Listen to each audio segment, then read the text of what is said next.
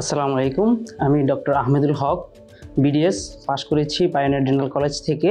এই বছর MS রেসিডেন্সিতে chance পেয়েছি অর্থোডন্টিক অ্যান্ড ডেন্টোফেশিয়াল অর্থোপেডিক্স সাবজেক্টে বিএসএমএমইউতে, এবং জানুয়ারি 2025-এ এফসিপিএস পার্ট 1 চান্স পেয়েছি ওরাল অ্যান্ড ম্যাক্সিলোফেশিয়াল সার্জারিতে। সর্বপ্রথম ধন্যবাদ এবং শুকরিয়া জ্ঞাপন করতে চাই মহান রাব্বুল আলামিনের, যার দয়ায় আজ আমি এই পর্যন্ত এসেছি। এবং পরবর্তীতে আমি ধন্যবাদ জানাতে চাই আমার পরিবারের সকল সদস্যদেরকে, যারা অনেক ত্যাগ স্বীকার করেছেন আমার এই জার্নির শুরুটা বেসিক্যালি হচ্ছে জানুয়ারি 2024 থেকে। কারণ প্রথম হচ্ছে জানুয়ারি 2024-এ আমি এফসিপিএস পার্ট 1-এ অ্যাপিয়ার করি।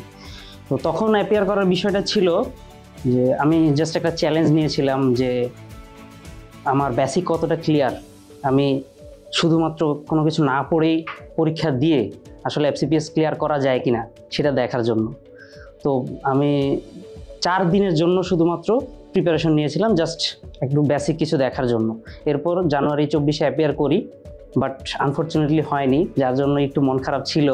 পরবর্তীতে যখন মার্কশিট তুললাম এফসিপিএসের, তখন আরও মন খারাপ হলো, কারণ দেখলাম আমি 204 পেয়েছি, অল্প কিছু মার্কসের জন্য হয়নি। দেন কিছুদিন পর আমি একটা দেখলাম, যেটা এডুডেন্টের বৈশাখী অফার ছিল। সেখানে যেহেতু অনেক কম টাকায় ভর্তি হওয়া যাচ্ছে, সেটা দেখে ভর্তি হওয়ার পর ক্লাসগুলো নিয়মিত করলাম, এবং ক্লাস করার সময় উপলব্ধি করলাম যে ক্লাসগুলো আপনি যতই করেন কিন্তু আপনার ডেডিকেশনটা থাকতে হবে। আমি কি জিনিসকে প্রায়োরিটি দিচ্ছি সেটাও আপনাকে জানতে হবে।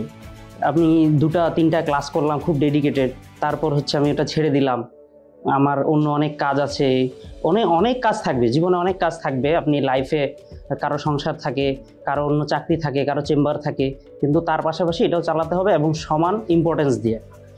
তো নভেম্বরের দিকে যখন এমএসের আসলো অক্টোবরে, তখন আমি ফর্ম ফিল আপ করলাম, দেখি কি হয়। তারপর এমনি এডুডেন্টে সোহেল ভাইয়ের যে কথা ছিল সবসময়, আপনারা এখন ভর্তি হয়েছেন, এরপর আগামীতে যত পরীক্ষা আসবে সব পরীক্ষাগুলোতে আপনারা অ্যাপিয়ার করবেন, সেই কথাও মাথায় ছিল। এছাড়া ক্লাসে মেন্টর যেমন কামাল ভাই, উনি ক্লাসে একদিন বললেন যে আপনাদের তো প্রিপারেশন প্রায় শেষ সব, তো সেই প্রিপারেশনগুলো সব শেষ, তো এখন আপনারা তো অবশ্যই অ্যাপিয়ার করবেন, এবং অ্যাপিয়ার করলেই দেখা যাবে আপনাদের চান্স হয়ে গেছে। সেই জিনিসটা অনেক বেশি মোটিভেটেড করলো। তো আমি যখন অ্যাপিয়ার করি তখন ওরাল প্যাথর আরও 2টা ক্লাস বাকি। তো আমি একটু টেনশনে ছিলাম যে আসলে ওখান থেকে কোনো কোশ্চেন আসলে আমি পারবো কিনা। যাক, আলহামদুলিল্লাহ যখন অ্যাপিয়ার করি, যে ওরাল প্যাথর সবই প্রথম 3টা ক্লাস থেকে আসছে, এডুডেন্টে যে ক্লাসগুলো হয়েছে।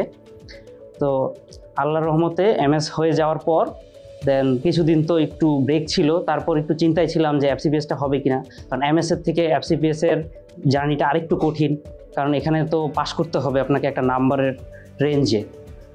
আমি পরবর্তীতে একটু টেনশনে থাকতাম। তারপর যখন পরীক্ষায় অ্যাপিয়ার করলাম, প্রতিবারের মতো এবার প্রতিবারের চেয়ে অনেকখানি সহজ হলো। সেই তুলনায় কোশ্চেনটা অনেক ইজি ছিল। রেজাল্ট দেওয়া পর্যন্ত যদিও খুবই টেনশনে ছিলাম, যাক আলহামদুলিল্লাহ আমি পাস করেছি। এবং আমার এই জার্নিতে এডুডেন্টের যে ভূমিকা সেটা আসলেই অনস্বীকার্য।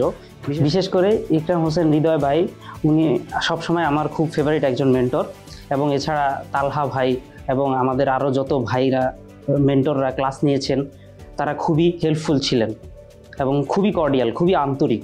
ওনাদের কাছে যখনই যা হেল্প চাওয়া হয়েছে ওনারা হেল্প করেছেন।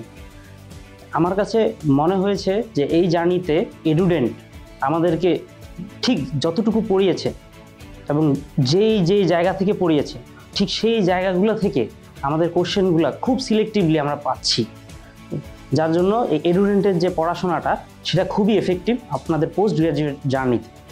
তো আমি সবার কাছে আমার জন্য দোয়া প্রার্থনা করছি, এবং আমি এখানে শেষ করছি। আসসালামু আলাইকুম।